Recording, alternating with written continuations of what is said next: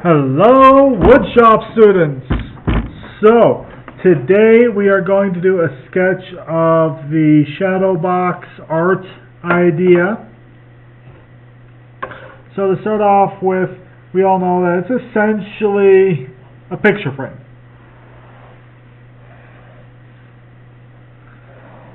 It's a box. It's made out of 2x4s. Which have been milled down and planed down and fiddled with for a bit.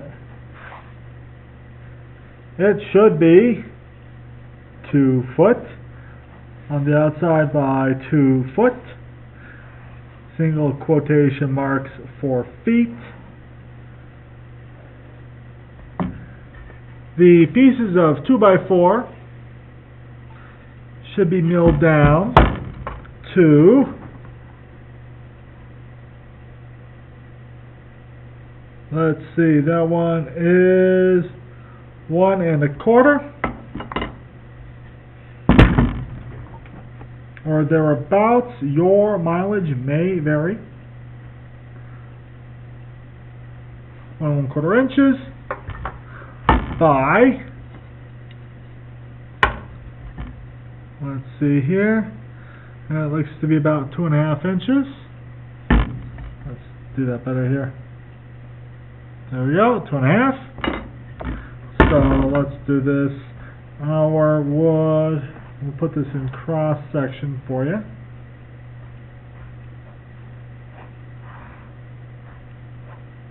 Is apparently 1 1/4 inches, or 1.25 inches, by, oh, I've forgotten, 2.5.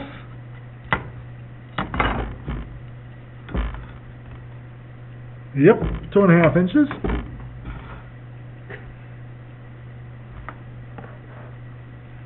Let's move that away a little bit. 2 1/2 inches. Again, double quotes. 4 inches. There is a 3/4 inch ledge here. Then we went ahead and used a dado blade to cut out a 1/2 inch by, I believe, 1/2 inch. Yep. Notch.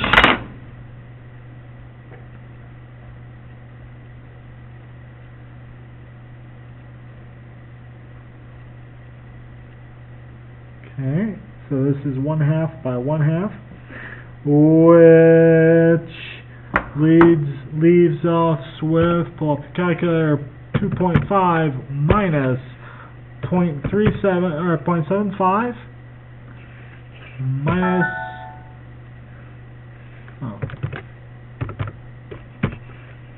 minus 0.5. That did not come out properly. Let's try that again. 2.5 minus 0.75, 3/4 of an inch, minus 0.5 is 1.25, or 1 1/4 inches. My recommendation, if you like carpentry and are thinking about doing this as a hobby or as a profession, be able to convert these into decimals and back. Alright, so if this is 2 foot, or let's put this on here in 24 inches, and we go, let's see, 24, calculator, 24 minus, let's just do this over here on real paper space, 24 inches minus 1 1/4 plus 1 1/4 is going to be 2.5. 2.5. We should get 21.5.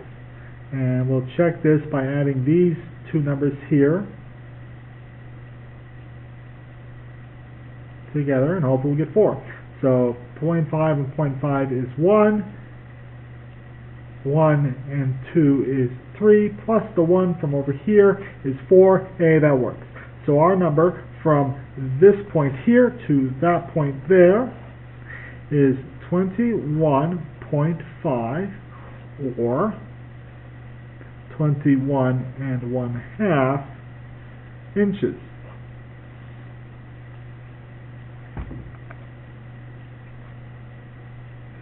Okay, that all makes sense. So at this point, we have gotten to the point where we are. We have built this structure. We've got our piece of MDF. It has been glued in here. And let's go ahead and show that with dashed lines. These little dashed or hidden lines are just little dashed lines. They're called hidden lines, and they show a feature which you know is there but cannot actually see. So in our case, we cannot actually see the full length of this piece of MDF because it is hidden. So 21 plus 1 inch, ½ inch and ½ inch, is going to be 22.5.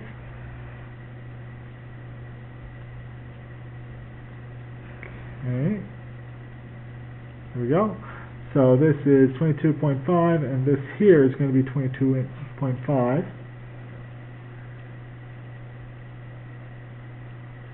Okay. Stacked dimensions here. Alright. So, what I'm going to recommend we do is we're going to take this ½ inch and we're going to burn it. We're going to give ourselves ½ inch of wiggle room across this entire space. Now what that means is we can go ahead and divide this space in by some number. I'm going to recommend 3 inches because 3 goes into 21 really nicely. You get 7 pieces. So 1, 2, 3, 4, 5. So it's 1, 2, 3, 4, 5, 7. Not to scale.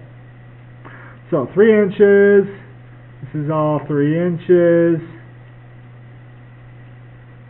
Believe it or not, that really is 3 inches there too. 1, 2, 3, and here we go. More 3 inches marks here. I'm going to go ahead and over dimension this slightly because we are not to scale and I am not using my straight edge like I should be. Typically you drop this thing here and we come down here like this and we do this again and we do this again, and we wouldn't get these weird squiggle lines. We would just get nice perfect straight edges. Gee, I should be doing this. If you are having problems with your sketches, do not like the quality at which they are coming out, by all means, grab a straight edge. They will make your life easier. So,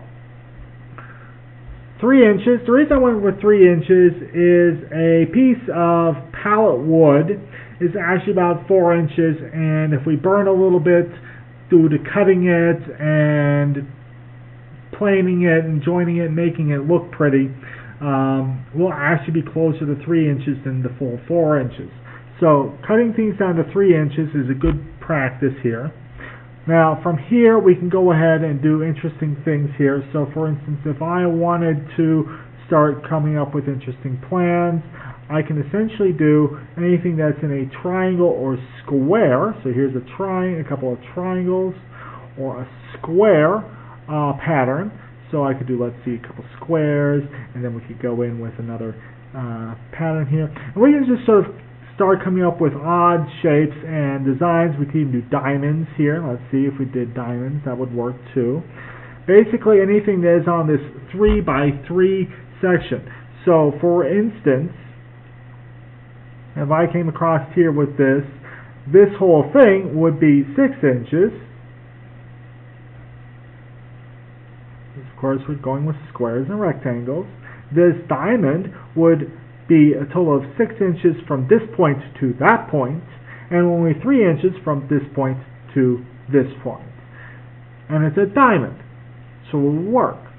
We can just strip quilt or strip build this entire thing. So what we might do if, for instance, is make a bunch of diamonds and a bunch of triangles and a bunch of squares. They're all 3 inches by 3 inches, or based on this sort of module, is what they would probably call this, is a module of 3 inches by 3 inches. And then we could sort of mix and match and figure out what would work best.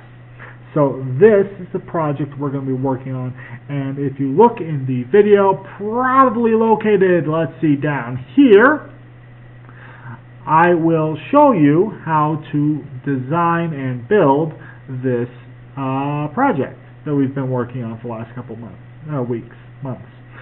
And of course, if you come over here, you can subscribe to the YouTube channel, so that anytime I put up a new sketch or a new video, you can go and take a look at how I went about building that thing or designing that thing. So, like, subscribe, do all that nonsense, and of course, click this video to see how we're actually going to build this thing. Enjoy!